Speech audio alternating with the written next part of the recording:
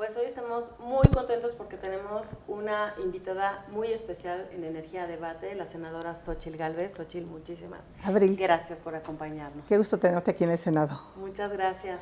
Y bueno, pues Xóchitl, como saben ustedes, pues ella ha tomado un rol muy importante, ha tomado el tema energético como parte de su agenda en el Senado de la República. Y vamos a platicar sobre algunos puntos como acaba de presentar su cuarto informe en su cuarto informe como senadora. Vamos a platicar sobre las iniciativas, los puntos de acuerdos y algunos temas bien relevantes para el sector energético y la coyuntura mexicana en esta materia. Así que pues vamos a iniciar, Xóchitl, pues muchas gracias nuevamente. Te haría la primera pregunta. Xóchitl, tienes 3 iniciativas de ley, una acción de inconstitucionalidad y 4 puntos de acuerdo en materia de energía.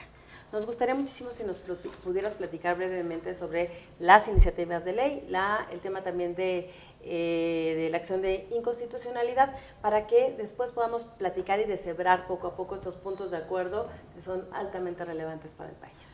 Sí, son 3 iniciativas muy importantes. La primera tiene que ver con pasar de 0.5 megas a 1 mega en generación distribuida para que no requieras permiso de la CRE. Hoy, quien tiene un consumo de 0.70, pues está en el limbo porque no es parte del mercado eléctrico mayorista ni está debajo de los 0.5 para poder instalar sus paneles solares o poder hacer alguna generación de manera local sin estos permisos. Creo que esa le ayudaría mucho a las pequeñas y medianas empresas que tienen la necesidad de energía limpia y que hoy la CFE no se las puede garantizar porque no queda clara cuál es la fuente. La segunda, que se aprobó ya y que está en la Cámara de Diputados, tiene que ver con la economía circular. Si bien es cierto, no es el ideal de economía circular que hubiéramos querido, porque hay todavía muchos intereses, la industria sigue pidiendo tiempo para poderse adaptar a las nuevas reglas, se sientan las bases ya para empezar a hablar de economía circular, que podamos empezar a reciclar sobre todo los plásticos de un solo uso, normarlos, porque hoy a nivel municipal hay una norma, a nivel estatal hay otra norma y a nivel federal, pues hoy pretendemos establecer los lineamientos que le permitan a las empresas tener certeza de por dónde va a caminar la economía circular. Y la tercera y muy importante es la electromovilidad. Cuando yo metí la palabra electromovilidad en la Ley General de Seguridad Vial, de movilidad, cuando yo metí la palabra de electromovilidad en la Ley General de Movilidad y Seguridad Vial, no hombre, muchos senadores de Morena decían, no, pero es que a ver, ¿cómo hablas de electromovilidad si en muchos estados todavía la gente anda en burro y por qué hablas tú de coches eléctricos? Y le dije, y de autómatas. O sea, cuando ustedes se den cuenta, ya en muchas ciudades del país van a andar los coches autómatas, va a estar la electromovilidad a todo lo que da y necesitamos regularla. ¿Qué planteo en esta ley de electromovilidad? De que el gobierno pueda poner su parque vehicular al menos el 50% ya, autos eléctricos, de que se establezca una fecha para que se sustituya el parque vehicular en México. Si bien es cierto, otros países lo han hecho 2030, 2035, yo propongo que en México se ponga para 2040. El presidente lo dijo que el 50% del parque vehicular será eléctrico, pero pues no dice cuál va a ser la fuente de alimentación de estos coches eléctricos, no está establecido en la ley. Entonces esta ley pues también pretende sentar las bases de lo que puede ser la electromovilidad. Y pues obviamente todos conocimos la acción de inconstitucionalidad que discutió la Corte, pues donde desafortunadamente los ministros no estuvieron a la altura porque se fueron por el lado de que si la energía era un derecho humano, el caso de Loretta, pues no estaba en discusión eso, lo que estaba en discusión era si esta ley de energía de la industria eléctrica contravenía la Constitución, cosa que es cierta, cosa que en algún momento tendremos que corregir, porque pues obviamente tiene una competencia desleal, obviamente viola el derecho humano a tener un ambiente sano y viola muchos preceptos que están dentro de la propia Constitución, la libre competencia, el libre mercado, pero bueno, todos conocemos que si bien es cierto la Corte no la declaró constitucional porque no fueron 8 votos a favor de la constitucionalidad de esta ley, pues tampoco la declaró inconstitucional. Fueron 4 votos en contra y eso pues generó que hoy se esté aplicando la ley de la industria eléctrica al margen de la Constitución.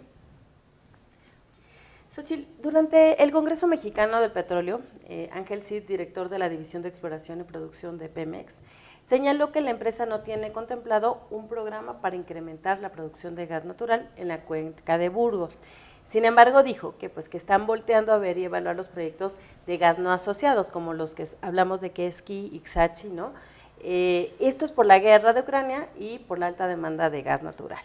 Entonces, a pesar de que Quesqui y Ixachi, esto es lo curioso, a pesar de que Quesqui y Ixachi son campos catalogados como gasíferos, no de petróleo, es decir, que su principal recurso es gas no asociado al petróleo, Pemex está quemando o desperdiciando el gas natural para extraer los condensados, también conocidos como líquidos de gas natural, que tienen pues un mayor valor en el mercado a costa de pues dilapidar, ¿no?, los recursos que estamos por no utilizar este gas natural. Yo te preguntaría en esto, antes que nada, tú pusiste ya un punto de acuerdo sobre Quesqui y además en tu cuarto informe lo presentaste. En realidad, a pesar de toda la importancia que tiene el gas natural para la transición energética, para el país, para la autosuficiencia en el mundo, siguen sin ser una prioridad para el gobierno el gas natural. ¿Cuánto estamos perdiendo, Xochitl? ¿Cómo vamos a acceder a esta infraestructura? Porque dicen que es porque no la tenemos, entonces por eso lo seguimos venteando y no lo aprovechamos. Depender de los combustibles fósiles siempre tiene sus problemas y justamente tiene que ver con guerras. Siempre nos acordamos de cómo los precios del petróleo se disparan cuando la guerra en Medio Oriente. En este caso, pues es la guerra en Ucrania, que es uno de los principales países que suministran pues fertilizantes, Rusia gas, y ahorita tenemos una crisis alimentaria y una crisis de hidrocarburos. Creo que es un grave error que México se haya sentado pensando que el gas siempre iba a costar $1, $2, ¿no? Tuvimos precios de gas extraordinarios que nos permitieron generar energía eléctrica muy barata, no obstante no se reflejaba a los usuarios por la incapacidad de CFE de tener mejor tecnología. Pero en el debate que se dio aquí en el Senado de prohibir el fracking, yo advertía que pues el gas que importamos de Estados Unidos es con fracking y que nosotros para sacar petróleo utilizamos el fracking. O sea, es una técnica petrolera, pues ¿cómo creen que fracturan la roca para llegar al petróleo? Pues de esa manera. Entonces, en esta idea del presidente de no hacer fracking con el gas, pues no permitió que se siguiera explorando la cuenca de Burgos, donde realmente México tenía mucha capacidad de gas. Pero deja de que lo hubiera hecho el gobierno, pues lo hubiera hecho el sector privado, al menos hoy tendríamos mayor autosuficiencia en gas. Si Estados Unidos nos cierra la llave, pues vamos a tener un grave problema. Entonces, cuando el presidente habla de soberanía energética, de que porque ya toda la gasolina la vamos a producir en dos bocas, pues se le olvida que el gas dependemos de los Estados Unidos. Bueno, en ese sentido, pues México tiene algunos campos de gas, que es el caso de Ixachi y el caso de Quesqui, donde ya Pemex tiene los permisos. Pero en lugar de que Pemex primero construyera toda la infraestructura para llevar ese gas, en el caso de Quesqui, quizá Cactus, ¿no? Porque además ahí están tirados los tubos. Yo acabo de estar en Quesqui y hay un montón de tubos tirados porque se ve que van a conducir ese gas. Hoy lo están llevando pues a la batería de Tecominoacán, que se ve que es una batería vieja, que ni siquiera alcanza a separar bien los petrolíferos del gas, porque de repente tú ves un humo negro, y se ve que se están quemando hidrocarburos. Entonces, primero, la batería es vieja, no hace una adecuada separación, y luego el gas con algo de hidrocarburos se va a una fosa de quema que ni siquiera hace una combustión adecuada, porque ahí está el quemador, que está súper chiquito el quemador, porque debería de estar quemando algunos excedentes de gas, pero no los miles de pies cúbicos que se están quemando en Quesqui. Da terror, porque hay varios puntos donde se está quemando, se ve que hay varios pozos en exploración. Entonces, la Comisión Nacional de Hidrocarburos les ha negado seguir explorando más pozos hasta que no haga la infraestructura para conducir el gas a Cactus, limpiarlo y utilizarlo. Yo hice los cálculos de lo que el presidente de la República quemaba, era el 4%, cuando llegó, del total de gas. Hoy estamos quemando el 12%. Okay. Eso significa algo así como $900 millones, 18,000 millones de pesos. Justo lo que le recortaron a medicinas, lo estamos quemando en gas. Y lo que yo digo es que ese gas lo pudiéramos estar utilizando en las estufas, en los calentadores de los ciudadanos, en lugar de quemarlo. Además del daño ambiental que se está haciendo en Quesqui, y me dicen que es igualito en Izachi, en Veracruz, igualito, se está quemando en ambos campos.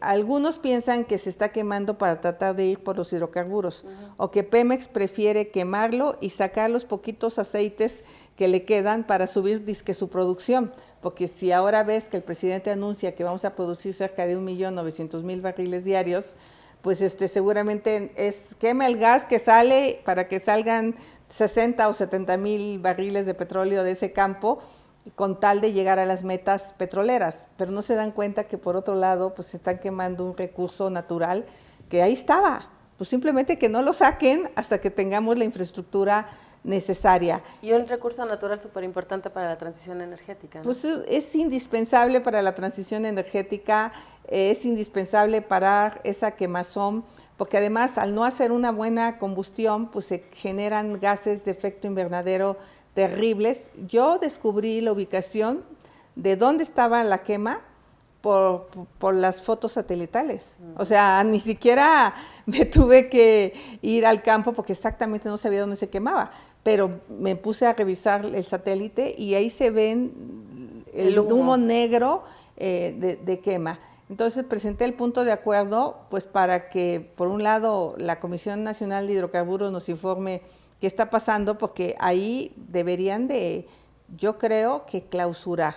No sé si la Comisión Nacional tenga esas facultades, pero al menos la CEA debería de clausurar hasta que Pemex construya la infraestructura, pero se ve que hoy nadie le dice nada a Pemex. O sea, entonces en ese sentido sí es un drama lo que está pasando en Quesqui y en Izachi, porque por un lado no tenemos gas, por otro lado lo quemamos, pero por otro lado pues tampoco se invierte en infraestructura, y esos campos nos podrían dar muchísima autosuficiencia en materia energética, sobre todo en materia de gas natural, porque son campos, quiero explicarle a la gente que en los campos petroleros sí pueden quemar el 2% de gas, pero en los campos de gas como no pueden quemar nada. O sea, allí el aprovechamiento debe de ser al 100%. En este mismo sentido, Xóchitl, el presidente López Obrador ha dicho que durante la administración anterior se contrató la compra de grandes cantidades de gas y que, bueno, principalmente vienen de Estados Unidos, y que por ello pues el gobierno se vio obligado a utilizarlo. Desde tu perspectiva, ¿es esto cierto? ¿O consideras que esta simplemente es una postura o un pretexto que tiene el gobierno para seguir importando el energético, no desarrollar la infraestructura y sobre todo ante la política energética que estamos viviendo en este momento, ¿no? Para pues, tener una producción mayor, justamente lo que decías, de petrolíferos en lugar de gas natural, ¿no? Mira, el presidente se la pasa echándole la culpa al pasado. Ese es su deporte favorito. Todo es culpa de Calderón, si se puede, no mira a Peña para nada.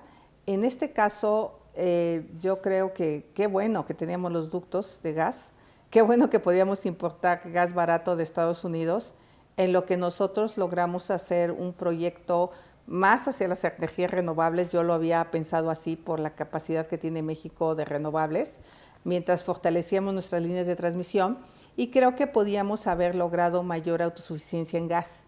O sea, definitivamente, pues si el gobierno no quiere invertir, pues que se lo deje al sector privado, pero ni picha, ni cacha, ni deja batear, porque no permite la entrada del sector privado, no invierte recursos porque Pemex sabemos que está prácticamente quebrado, o sea, y lo poco de dinero que entra del dinero público se va a Dos Bocas.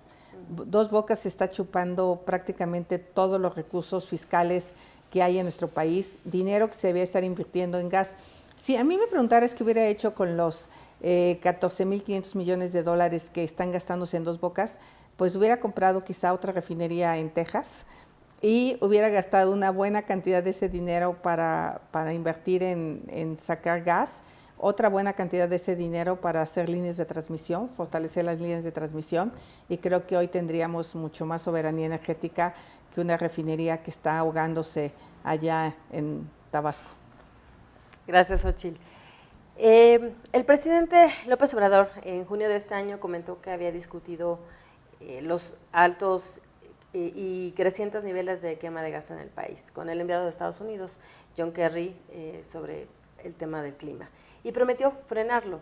Obviamente, pues esto no se ha cumplido. ¿Crees que esto repercuta en una relación comercial con Estados Unidos? ¿Crees que tomen acciones al respecto porque no estamos cumpliendo con los acuerdos que se han llevado a cabo? Pues obviamente el Acuerdo de París ha quedado en el olvido, no vamos a llegar a la generación de renovables que nos habíamos comprometido, pero además de eso, soltar metano de manera indiscriminada es una cosa terrible. Yo lo que sí creo es que tenemos un anexo del TEMEC que aquí en el Senado de la República ratificamos, y gran parte de ese anexo del TEMEC quiere decir que nos comprometemos a cuidar el medio ambiente de una manera extensa. No hay otro documento que se haya aprobado por el Senado mexicano de los distintos anexos que se discutieron a raíz del TEMEC.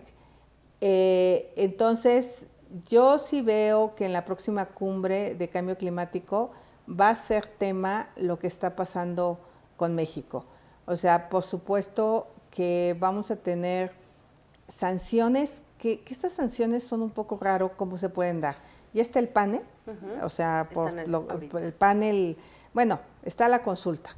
Yo no creo que vayamos a declarar que la LIE ya no tiene vigencia y nos la regresen acá, yo no veo. Es la única manera que yo veo que se pudiera resolver el tema de la consulta. No basta que las empresas de Estados Unidos les den sus permisos, sino que se tendría que echar para atrás la LIE, y no veo al presidente dando su brazo a torcer, aunque ya le bajó mucho y el pasado 16 de septiembre ya no dijo nada de la soberanía energética ni le echó pleito a Estados Unidos, pero ahí están los temas. Estados Unidos no es tonto, saben que no estamos haciendo la tarea, saben que estamos teniendo quema de metano al por mayor, que estamos teniendo venteo, que no estamos aplicando, o sea, lo del propio Tren Maya es una cosa terrible desde el punto de vista ambiental. Ya hay mucha presión de senadores de Estados Unidos para pedir que se revise el tema ambiental en México. Entonces, yo no tengo duda que en algún momento este va a ser un tema de discusión importante y que nos vamos a llevar otra vez el premio del fósil del año en Egipto.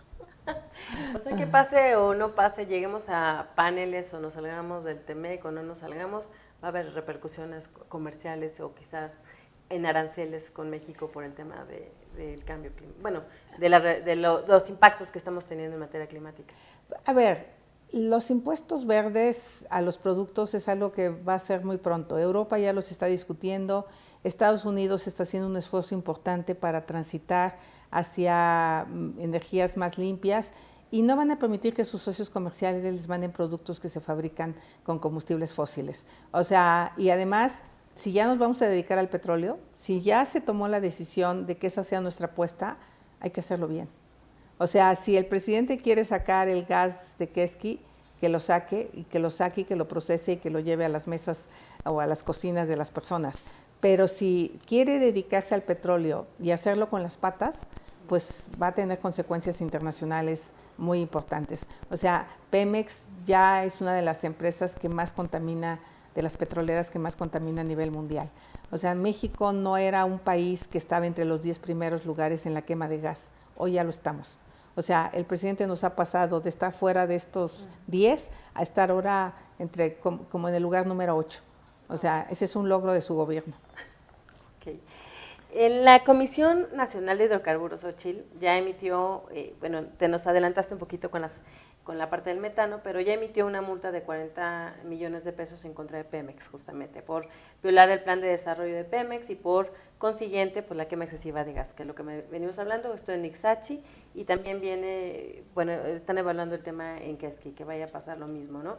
En el caso de que pues los abogados de Pemex no puedan frenar esta multa, como bien lo habías mencionado en tu informe, me llamó la atención, decías tú, el dinero solo va a pasar de una bolsa a otra en caso de que haya una multa. Tú decías, este dinero debería de pasar a los ciudadanos, a los mexicanos. ¿Cómo sería tu propuesta? ¿Cómo pasaría ese dinero de multa a los mexicanos?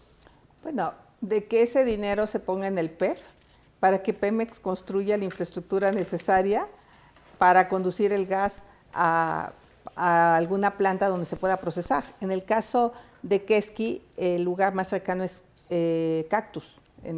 Entonces, creo que lo que necesitamos es darle dinero a Pemex para que construya esas líneas de conducción del gas y se pueda utilizar. Más que estar multando o no, creo que lo que necesitamos es asegurarnos que en el PEF este dinero quede y que los mexicanos podamos tener acceso a gas. Hoy está carísimo el gas, digo, después de tenerlo a 0 centavos, ¿no? Llegó un momento en que no valía nada el gas.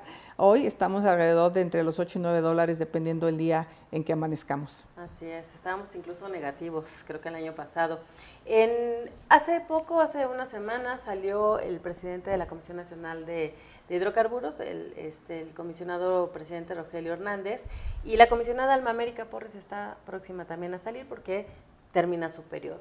Esto quiere decir que pues, queda un poco acéfala la comisión y van a tener que entrar en un periodo de selección por parte de, como se ha hecho en otras ocasiones, con el Senado. ¿Cómo se ha hablado mucho de que van a entrar comisionados a modo? Ya hay una comisión reguladora de energía debilitada, es lo que dicen los especialistas. ¿Cómo se podría lograr que una Comisión Nacional de Hidrocarburos quede con personas con alta capacidad técnica, conocedoras del sector, objetivas en el trabajo que están haciendo? ¿Qué puede hacer el Senado? ¿Qué puedes hacer desde tu trinchera, Xochitl? Mira, yo creo que en el caso de la CRE el Senado hizo su trabajo. Nosotros rechazamos las 2 ternas que mandó el presidente, a los 4 candidatos a comisionados los rechazamos, aquí los reprobamos, no alcanzaron la mayoría calificada. La primera vez fue evidente las preguntas que yo le hice a algunos comisionados que se exhibieron públicamente, qué es un CEL, qué es el SENACE, era una cosa de vergüenza lo que estaba pasando con los comisionados. Yo todavía no sabía que la quería debilitar, pero simplemente cuando vi los perfiles realmente yo me apaniqué, porque técnicamente no tenía ningún conocimiento. El que la comisionada Norma te dijera, ay, me encontré en Google una definición de qué es la CRE, y nos empezara a leer la definición de Google en su presentación, pues a mí me parecía realmente lamentable. Bueno, los resultados ahí están a la vista. Comisionados a modo, que hacen lo que Rocío Nale les dice, que no regulan nada, con actos de corrupción, por cierto. Alguno ya falleció, pero otros han tenido acusaciones también, creo que relacionadas con permisos de gasolineras. Entonces, eso ya fue un drama. En el caso de la Comisión Nacional de Hidrocarburos, me parece que yo no tuve mal ojo de que el presidente era una gente, cuando vino de candidato, que al menos tenía cierto criterio. Y el hecho que haya negado algunas ampliaciones de los permisos de los campos de Quesqui y Sachi bajo su presidencia habla bien de él. Bueno, pues ya vimos que parece que le costó la chamba, porque ya le pidieron la renuncia, él se separó, porque sí, así es este gobierno. O me das tu renuncia o te investigo a un amante que tuviste o una cuenta de banco que no declaraste, en fin. Es la manera que este gobierno se deshace de aquellos que le ponen un alto a sus caprichos. Vi la lista de los 3 candidatos a presidir la presidencia de la Comisión Nacional de Hidrocarburos. De entrada, lo único que puedo decir, a los 3 los veo con conflicto de interés, porque los 3 vienen de Pemex. Y la ley es muy clara, no puedes nombrar a alguien, habría que ver las fechas en las que trabajaron en Pemex, pero tú no puedes nombrar a alguien que haya trabajado en un organismo regulado, o sea, que es el caso de Pemex. Entonces, de entrada, eso es lo que yo veo. Todavía no vienen a comparecer, seguramente en la comparecencia pues haré preguntas técnicas, pero sobre todo lo que más me interesa es su independencia, que en este caso Rogelio se ve que al menos sí la tenía. Si lo rechazamos, seguramente el presidente va a cambiar algún nombre en la terna y nos los va a volver a mandar, y si los volvemos a rechazar, pues el presidente va a nombrar al que se le pegue la gana, así de fácil. O sea, el problema hoy es que el presidente, si quería desaparecer a la CNH y a la CRE en su iniciativa de ley de reforma constitucional, pues hoy puede hacer prácticamente lo que quiera. O sea, el Senado es una contención hasta cierto punto, pero después del segundo rechazo, pues el presidente tiene la capacidad de nombrar a quien quiera. Entonces sí veo un riesgo, y eso, pues quizá el presidente piensa que se sale con la suya, pero esa es la gran desconfianza que hay en el país. O sea, mientras no haya organismos reguladores fuertes, sólidos, México no va a volver a recuperar la confianza para venir a invertir. Y eso, pues, de alguna manera es parte de la consulta que está haciendo Estados Unidos con México, porque parte de lo que firmamos en el TEMEC fue que los organismos reguladores estuvieran totalmente autónomos y fuertes. Hay un capítulo específico sobre la regulación y pues México la está incumpliendo con esto. Okay, de acuerdo, y es cierto. Xochitl, te preguntaría también, presentaste un punto de acuerdo para que se informe sobre las emisiones de 40,000 toneladas de metano en Comalosaf. Eso fue en el mes de diciembre, pero acaba de volver a haber otras emisiones más, que creo que fueron mayores ahora. ¿Puedes explicarle primero a la audiencia la importancia de las emisiones de metano? ¿Por qué este punto de acuerdo? ¿No? ¿Por qué lo estás presentando? Y ¿te ha dado respuesta el gobierno? ¿Qué es lo que va a pasar? ¿Y cómo podemos frenar? ¿Los mexicanos podemos hacer algo para frenar esto? ¿O desde tu punto de vista como senadora, qué se puede hacer? Esta es quizá de las cosas, de verdad, Abril, que más me han impactado a mí como senadora. Primero, porque el que se te apague el mechero y sueltes 40,000 toneladas de metano y que te descubran a nivel internacional que lo hiciste y que la ASEA diga que no tuvo conocimiento porque fue una respuesta que se dio pública que yo tengo, y que Pemex no reconozca que tiene esta fuga, me parece muy, muy, muy grave, porque entonces si no reconoces que hay un problema no lo vas a poder corregir. Y tan es así que se volvió a dar otra fuga en el mes de agosto de 44,000 toneladas de metano. El metano, dependiendo quién lo diga o cómo se mida, es 80 veces más contaminante que el dióxido de carbono, porque permanece en la atmósfera demasiados años, durante 15 o 20 años el lapso de permanencia del metano. Entonces, por eso en la COP26 se le dio tanta importancia al metano.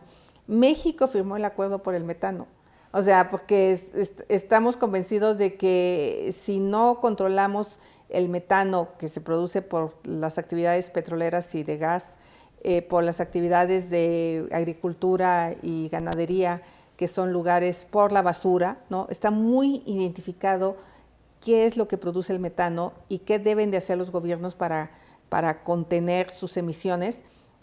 Bueno, pues el principal pues obviamente son las petroleras.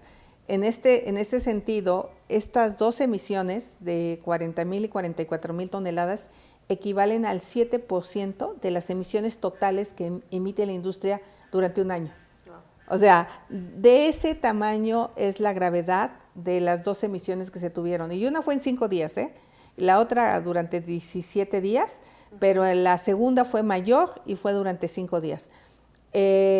No solo presenté un punto de acuerdo, hice denuncia ante la función pública, ante la CEA y ante la Profepa, porque ellos deberían de estar actuando. Y estoy en este momento preparando una denuncia penal por el que Pemex no haya informado a la CEA y porque la CEA no haya hecho absolutamente nada. Eso debe de tener consecuencias penales. Ahora, sale Pemex, que además me dio mucha risa, a decir que no, que es nitrógeno, que Pemex, que los científicos internacionales se confundieron y que lo que emitieron, y ya salieron los científicos a corregir a Pemex, y acaba de hacer el ridículo internacional Pemex, porque dicen los científicos que ellos no tienen esa capacidad de medir nitrógeno.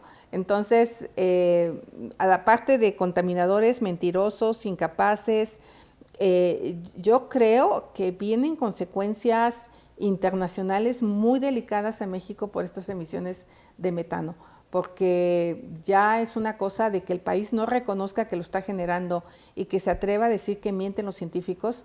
De las cosas que yo vi en la COP26 que me llamaron mucho la atención es la precisión con la que los satélites están midiendo ya estas emisiones. Han desarrollado unos softwares de tal manera que los países, aunque digan que ellos no generan emisiones, pues estos satélites están midiendo con mucha precisión las emisiones y ven que ya están sobre México, ¿eh? O sea, yo creo que ya México está haciendo una alerta internacional. Ahora, yo le diría a la gente, ¿en qué le preocupa a ellos? Pues mata a sus hijos.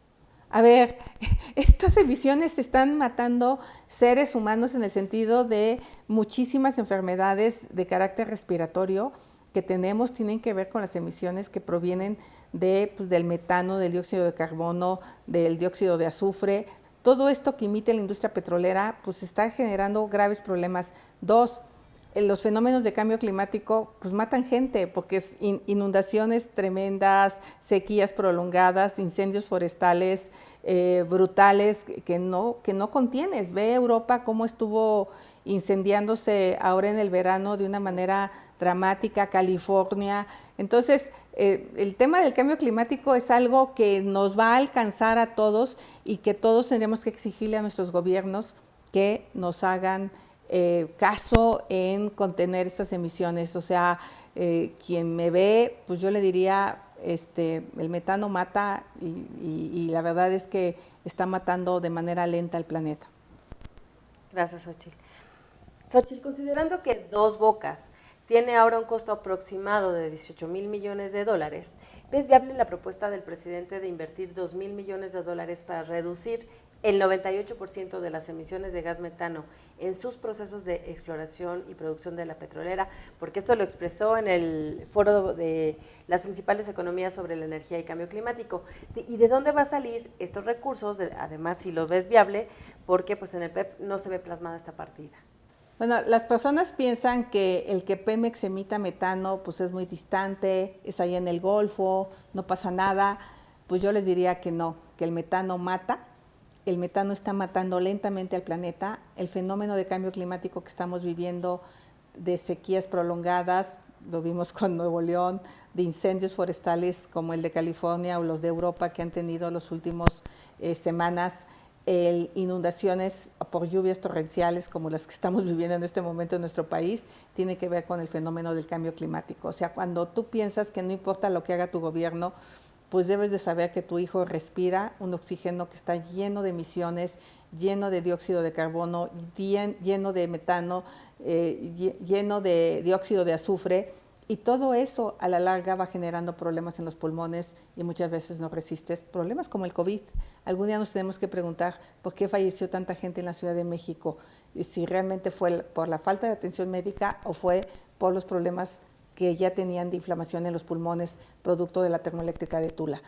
Pero bueno, finalmente creo que tenemos que exigirle al gobierno que pare este ecocidio. Tiene que dejar de emitir metano a la atmósfera de manera accidental y tiene que corregir el problema, tanto la CEA como la Semarnat, sancionar a Pemex ya con clausuras. El campo de Kumalupsap debería de estar clausurado en este momento. ¿Por qué? Porque está dañando al medio ambiente. Respecto a la inversión de los 2,000 millones de dólares que el presidente ha anunciado, bueno, primero quisiera decir que Dos Bocas hoy oficialmente está costando 14,500 millones de dólares, que es lo que yo he podido sacar de las actas de los consejos de administración de Pemex, que por cierto ha costado mucho trabajo conseguirlas, se han filtrado porque Pemex es incapaz de hacerlas públicas, cuando de lo que estamos hablando es de dinero de los mexicanos. Pero obviamente 14,500 millones de dólares y aún no está terminada. Todos hemos visto estos días que no se han terminado las obras de drenaje porque la refinería sigue inundada. Entonces creo que lo que tendríamos que estar es reclamando este sobrecosto. ¿Cómo pasó de 8,000 a 16,500 millones de dólares un costo?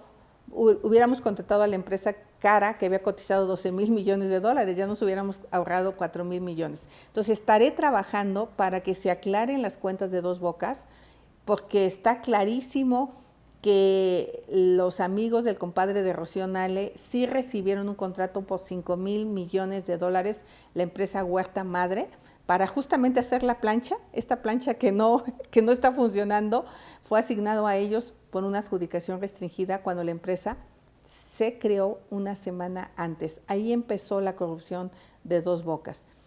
Respecto a los 2,000 millones de dólares, bueno, pues ya en el sobrecosto de Dos Bocas se llevaron 4 veces lo que el presidente ofreció para las reducciones de metano.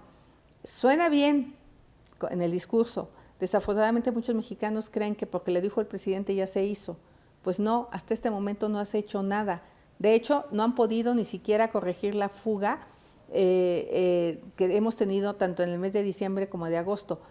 Creo que si en este PEF de 2022 no aparece un presupuesto específico para la reducción de metano, todo será simple y sencillamente un cuento y México se tendrá que atener a las sanciones internacionales por seguir contaminando con metano la atmósfera, porque la atmósfera no es de México, es de todos los habitantes del planeta.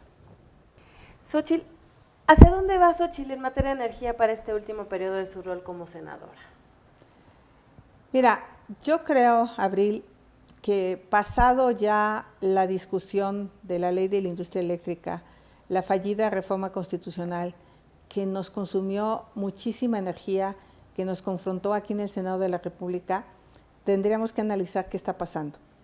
Hoy el presidente se ha salido con la suya y está despachando las energías sucias por encima de las energías limpias. Y eso lo podemos ver, pues obviamente, con el reporte del Monitor Independiente, que lo estuvo haciendo desde 2020. Ahora, ya con manga ancha en su ley de la industria eléctrica, que pasó a la mala, mi pregunta es, ¿han bajado los precios de la energía? La respuesta es no. Y él se la pasó diciendo que si despachaba de manera prioritaria las energías de CFE, iba a poder bajar el costo de la electricidad. Entonces, creo que llegó el momento que hagamos una evaluación con la gente del SENACE, con la gente de CFE, con la gente de energía, para ver si efectivamente está ocurriendo lo que ellos pensaron que iba a ocurrir y si no, de una vez por todas, ver qué cambios tendríamos que hacer a la recién modificada ley de la industria eléctrica para que realmente podamos tener energía suficiente, que hoy no está garantizada, porque estamos lejos de estar generando las famosas plantas que se han ofrecido, pues yo no veo para cuándo puedan estar listas. Se siguen hablando de plantas a base de gas en Yucatán cuando no hay gas, no se ha resuelto el tema ahí del ducto. Necesitamos revisar cómo le hacemos para tener energía barata, pero también cómo regresar a la apuesta a las energías limpias. Creo que finalmente Manuel Bartlett tiene que darle cuentas a los mexicanos porque él ofreció mucho, no se está cumpliendo y creo que los senadores de oposición como de Morena tendrían que estar preocupados porque sus electores tengan energía más barata. Hoy ya no le pueden echar la culpa del todo al sector privado porque prácticamente han operado el mercado eléctrico mayorista como les ha pegado la gana.